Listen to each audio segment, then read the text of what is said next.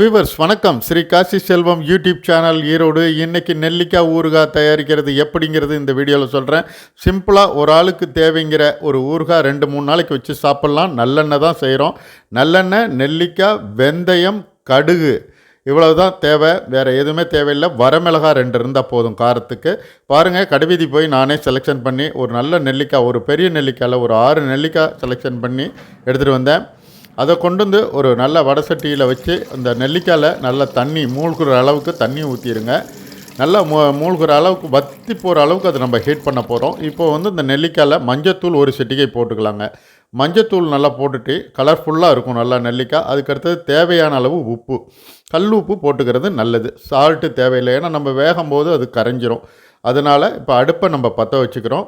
அடுப்பை பற்ற வச்சுக்கிட்டு அந்த நெல்லிக்காய் ஊற வச்சுருக்க அந்த தண்ணியை அப்படியே வடை சட்டியோடு எடுத்து வச்சிட்டோம்னா நல்லா ஒரு 10 நிமிஷம் போதும். நல்லா நெல்லிக்காய் நல்லா கொதி நிலைக்கு வரும். நல்லா ஹீட் ஆகுது பாருங்கள், நெல்லிக்காய் ஹீட் ஆகுது. நல்லா எடுத்து பார்த்தீங்கன்னா, அந்த நெல்லிக்காவை எடுத்து பார்த்தீங்கனாலே தெரியும் அது வெந்திருக்கிறது. கை வச்சு அமுத்தி பார்த்தீங்கன்னா நல்லா மெதுவாக இருக்கும்.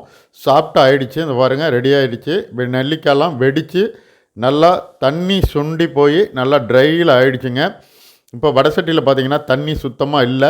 நெல்லிக்காய் வந்து நல்லா ட்ரையாக தான் இருக்குது. இதை வெயிலில் காய வச்சும் நீங்கள் போடலாம். இல்லைன்னா சும்மா அப்படியே இப்போ உடனே ஒரு 2-3 நாளைக்கு தேவையான ஊறுகாய்க்கு வெயிலில் நீங்கள் காய வைக்க வேண்டியதில்லை.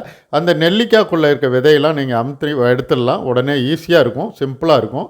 அது நல்லா நெல்லிக்காய் வெந்துட்டதுனால அந்த விதைகள்லாம் வந்துடும். எடுத்து போட்டுட்டு ஒரு வடை சட்டியை அடுப்பில் வச்சு வெந்தயம் ஒரு 2 டேபிள் ஸ்பூன் எடுத்துங்க. வேணுங்கிற அளவுக்கு வெந்தயம் அவ்வளவு நல்லது உடம்புக்கு. சர்க்கரை நோயை கட்டுப்படுத்தக்கூடியது. அதனால் வெந்தயத்தை நல்லா லேசாக வருங்க, பொன்னிறமாக வருதுருங்க. அடுத்தது ஒரு டீஸ்பூன் அளவுக்கு கடுகு போடுங்க. கடுகை வந்து லைட்டான ஹீட்டில் வச்சு சிம்மில் வச்சு நல்லா வறுத்துருங்க. இல்லைன்னா கருகிரும். ரொம்ப நேரம் வறுக்க வேண்டியதில் கொஞ்சம் லைட்டாக வறுத்துருங்க. வறுத்து அந்த வெந்தயம், கடுகு இது 2 தான் நம்ம போட போகிறோம். மிளகாய் 2 வத்தல் போட்டுக்கலாம். மிளகாத்தூள் பிடிக்கிறவங்க மிளகாத்தூள் போட்டுக்குங்க. இல்லை, வரமிளகாய் 2 மிளகாய் போதும். அதை போட்டு மிக்சியில் போட்டு நல்லா எடுத்துக்கலாம். எடுத்து குறப்பாக அரைச்சிக்குங்க. இப்போ வரமிளகாய், வெந்தயம், கடுகு இது 3 சேர்ந்த ஒரு மசாலா நமக்கு கிடச்சிருச்சு. மீண்டும் வடை சட்டியை அடுப்பில் வச்சு அதில் வந்து நல்லெண்ணெய் ஊற்றுங்க. நல்லெண்ணெய் நல்லா காஞ்சோன்னே நம்ம உதிர்த்து வச்சுருக்கிற இந்த நெல்லிக்காயை அந்த நல்லெண்ணெய் ஹீட்டானோடனே அந்த வடை சட்டியில் ஒவ்வொன்றா எடுத்து போடுங்க. நல்லா அந்த நெல்லிக்காய் வறுபடுற அளவுக்கு கிளறி விட்டுகிட்டே இருங்க. சிம்மில் வச்சுருங்க. சிம்மில் வைக்கும்போது தான் நம்ம மசாலா போடணும். ஏன்னா ஹை ஃப்ளேமில் இருந்ததுன்னா மசாலா போடும்போது, அந்த தூள் போடும்போது அது அப்படியே கருகிற நிலைமைக்கு வந்துடும். அதனால் சிம்மில் வச்சு அப்படியே கிளறி விட்டுகிட்டே இருங்க. ஒரு 5 நிமிஷம் இருந்தால் போதும்.